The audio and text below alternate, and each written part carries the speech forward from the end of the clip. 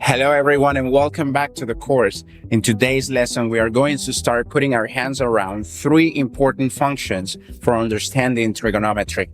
Today's lesson is going to be about the functions sine, cosine, and tangent. First of all, let us define the concept of an angle. An angle is a geometric object that consists of two rays with a common endpoint.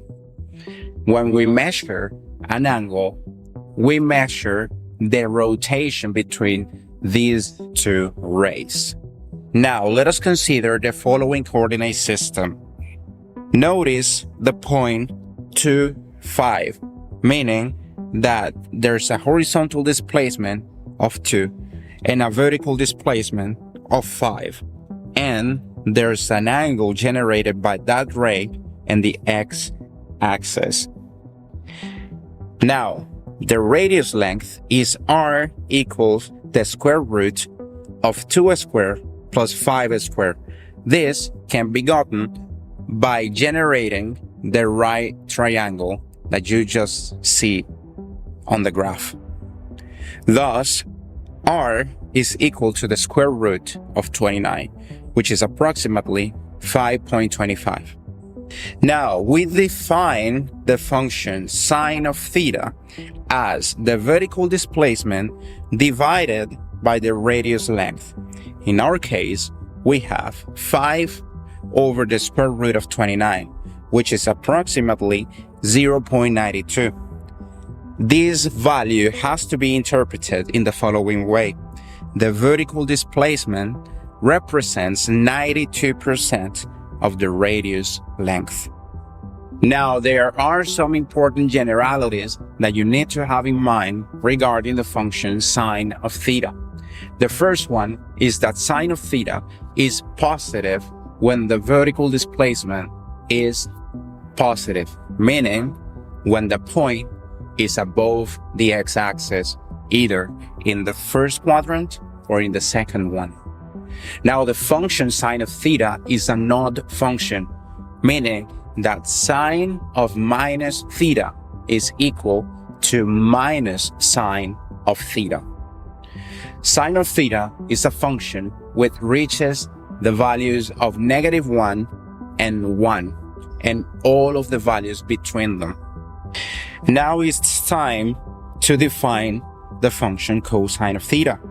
This one is defined as the horizontal displacement divided by the radius length. In our case, this is equal to 2 over the square root of 29, which is approximately 0.37. This has to be interpreted in the following way. The horizontal displacement represents 37% of the radius length. Some important generalities about the function cosine of theta are the following.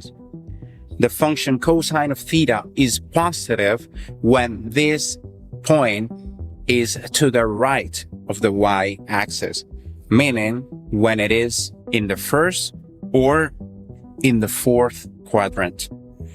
The second one is that this function is even, meaning that cosine of negative theta is equal to cosine of theta. And as sine of theta, this is a function which is defined from -1 to 1, reaching all of the values in between. Now, our final trigonometric function is the function tangent of theta, which is defined as the vertical displacement divided by the horizontal displacement.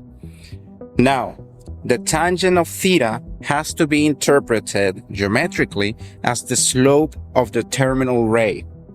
Remember that the slope of a line is defined as delta y divided by delta x, which is y2 minus y1 divided by x2 minus x1.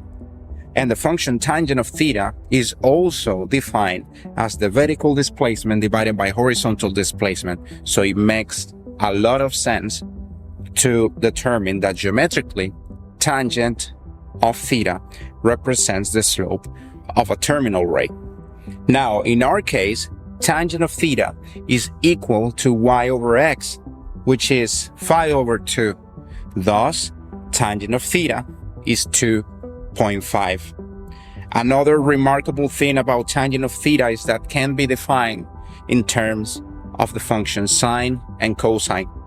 Tangent of theta is sine of theta divided by cosine of theta. Remember that sine of theta is y over r, and cosine of theta is x over r. Thus, if we simplify this expression, we get y over x, meaning the vertical displacement divided by the horizontal displacement. Consider the following graph, where the radius length is r equals 6 and theta is equal to. And let us try to find the rectangular coordinates x, y from this information. We know that cosine of 2 is equal to x over 6. Now, if we solve for x, we get that x is 6 times cosine of 2, which is approximately minus 2.496.